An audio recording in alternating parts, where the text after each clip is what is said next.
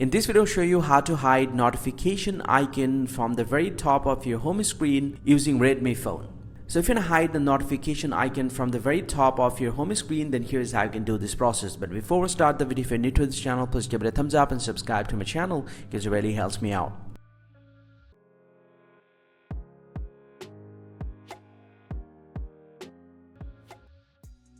So now to hide the notification icon, you just need to open up the settings app from your Redmi phone, and from the home page you just need to scroll down a little bit and tap on notification and control center. And once you're here inside this one, you just need to scroll down to the very bottom and tap on the status bar. And inside the status bar here, you get the first option, show notification icon.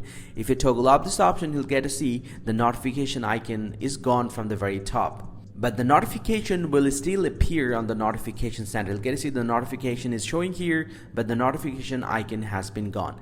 And this is how you can hide the notification icon from the very top of your home screen. Hope you find this very helpful, guys. If you do, please drop a like and subscribe to the channel. See you guys around, and thank you very much for watching.